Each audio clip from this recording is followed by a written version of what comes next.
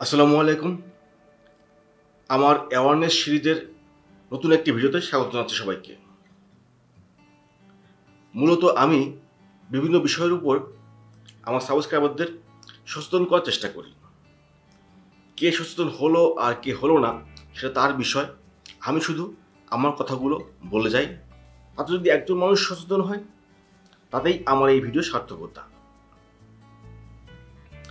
কথা হচ্ছে, আমাদের দেশে অসংখ্য মানুষ বেকার, এবং এই বেকারত্বের মধ্যে শিক্ষিত মানুষের বেকার সংখ্যা বেশি।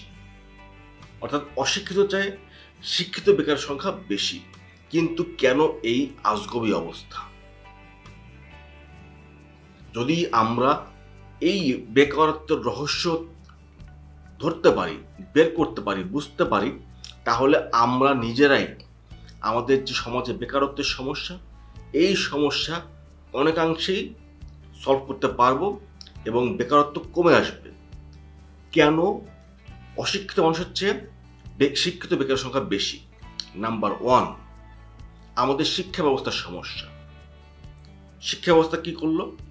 আমাদের শিক্ষা ব্যবস্থা আমাদেরকে শেখায় যে তুমি স্কুল, কলেজ, বিশ্ববিদ্যালয় পার হয়ে তারপর একটা আধুনিক দাসত্ব গ্রহণ করবে। তুমি মানুষের দাস হয়ে যাবে।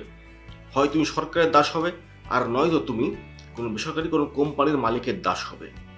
অর্থাৎ আমাদের শিক্ষা ব্যবস্থা আমাদেরকে শেখাচ্ছে দাস হওয়ার জন্য।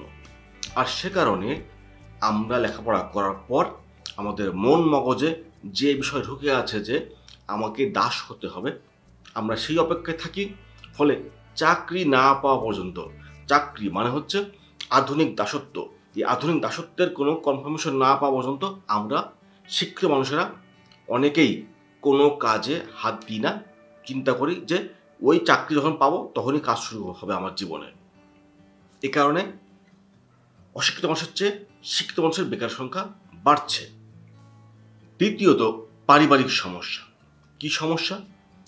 পরিবার থেকে প্রত্যাশা করে যে আমার ছেলে অথবা আমার মেয়ে, আমার সন্তান বড় হয়ে তিনি একজন ডাক্তার, ইঞ্জিনিয়ার বা বড় চাকরিজীবী হবেন। সেখানেও প্রত্যাশা যে সে একজন আধুনিক দাস হিসাবে সে সমাজে এস্টাবলিশ হবে। এটা হচ্ছে পারিবারিক প্রত্যাশা। যার ফলে একটা স্টুডেন্ট তার জীবনে লেখাপড়া শেষ করার পর সে স্বাধীনভাবে কোনো কিছু উদ্যোগ গ্রহণ করতে পারে না, বরং সে পরিবারের প্রত্যাশার কারণে সে ওই আধুনিক দাসত্বের জন্য অপেক্ষা করে। অর্থাৎ চাকরি না পাওয়া পর্যন্ত সে সহজেই কোনো কাজে হাত দিতে চায় না। যার ফলে এই শিক্ষিত মানুষের বেকার সংখ্যা অনেক বেড়েছে। নাম্বার 3, পরিচিত সার্কেলের মনোভাব। আমরা যারা শিক্ষিত মানুষ, আমাদের যে সার্কেলটা আছে তারা সাধারণত শিক্ষিতই হয়ে থাকে। মানে একজন শিক্ষিত মানুষের সার্কেল হয় শিক্ষিত মানুষ, আর অশিক্ষিত মানুষের সার্কেল হয় অশিক্ষিত মানুষের। এটা হচ্ছে সাধারণ সেন্সের কথা। তো কথা হচ্ছে যে যারা আমরা শিক্ষিত তারা লেখাপড়া শেষের দিকে আসতে আসতেই আমাদের মনের মধ্যে সবসময় একটা জিনিস ঘুরঘুর করে। তা হচ্ছে আমার পরিচিত এই ছেলেটা যে আমার সহপাঠী ছিল, কিংবা আমার আত্মীয়র কেউ যারা ওই যে সে তো ব্যাংকে ঢুকেছে চাকরি করতে, সে হয়তো বা ইঞ্জিনিয়ার হয়েছে, ইঞ্জিনিয়ার হয়ে একটা ভালো কনস্ট্রাকশন ফার্মে বেশি বেতনে চাকরি করছে। এগুলো আমরা দেখছি। দেখার পর আমরা চিন্তা করছি যে ও যেহেতু এইরকম ভালো পজিটিভ একটা চাকরির জব পেয়েছে, আমাকেও একটা ভালো জব পেতে হবে। তো এই যে মেন্টালিটি গ্রো হয়ে যাওয়া নিজের মধ্যে, এই কারণে আমরাও কিন্তু সাধারণ কোনো অর্ডিনারি জবগুলো আমরা করতে চাই না। খুব সাধারণ যে অর্ডিনারি জবগুলো যেগুলো সহজেই পাওয়া সম্ভব, সেগুলো আমরা করতে আগ্রহী হই না। যার ফলে আমাদের সমাজে এই শিক্ষিত বেকার সংখ্যা অনেক বেড়েছে এবং এটা হিউজ আকারে এটা দেখা যাচ্ছে। নাম্বার 4, সামাজিক দৃষ্টিভঙ্গি।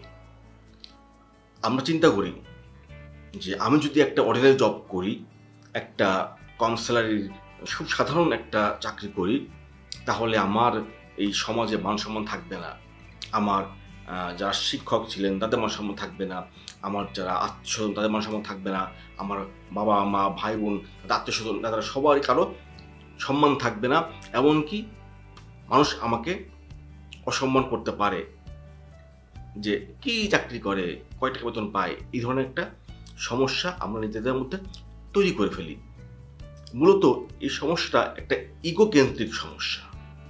সামাজিক কারণে নিজের মধ্যে একটা ইগো তৈরি হয়, এবং সে কারণে আমরা কিন্তু অর্ডিনারি জব পেলেও সেগুলো করতে চাই না, বরং বলি যে আমরা বেকার থাকবো তাও ভালো, কিন্তু ওই ধরনের কাজ করা যাবে না।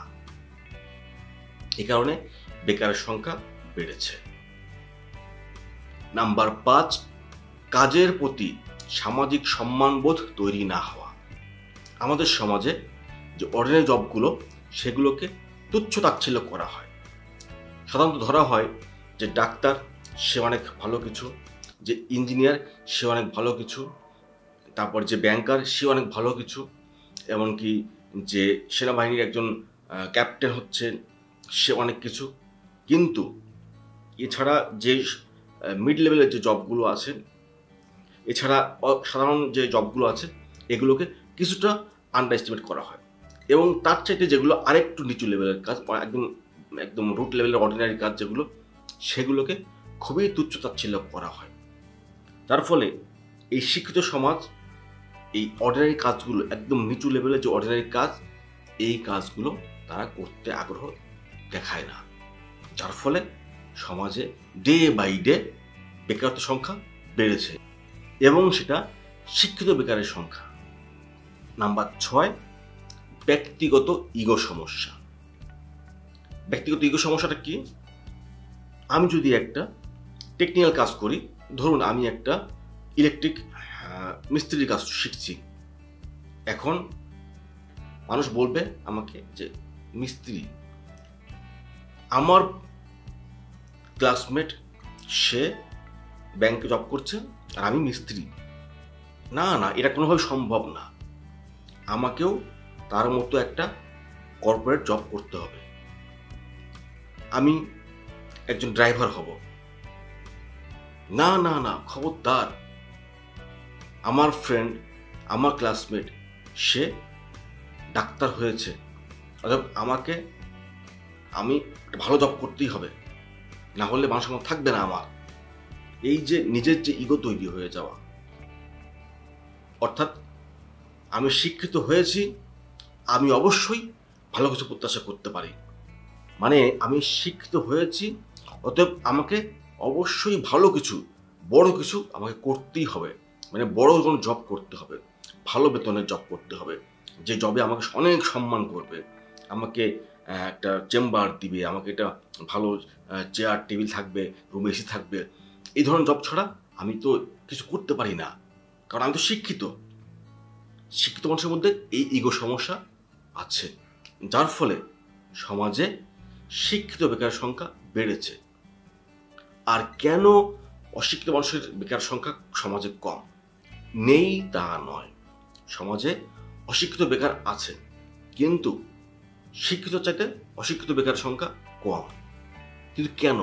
কারণ অশিক্ষিত মানুষের মধ্যে এই যে ইগো সমস্যা এইটা নাই, এবং যে 6টা কথা বললাম এই 6টা সমস্যা এই অশিক্ষিত মানুষের মধ্যে পাওয়া যায় না, কারণ তার শিক্ষা দীক্ষা কম, শিক্ষা দীক্ষা নাই, অতএব সে ধরেই নিয়েছে যে আমাকে অর্ডিনারি জবগুলো করতেই হবে, কারণ তার শিক্ষা দীক্ষা কম, তার পারিবারিক প্রত্যাশা কম, তার যে পরিচিত সার্কেল সেই সার্কেলটাও সে অশিক্ষিত, সেখানেও কোনো মান সম্মানের বিষয় নাই, তার যে সামাজিকতা সেখানেও তার কোনো সমস্যা নাই, এবং যে কাজের প্রতি যে মানুষের সামাজিক যে অসম্মান সেটা নিয়ে তো সে ভাবে না।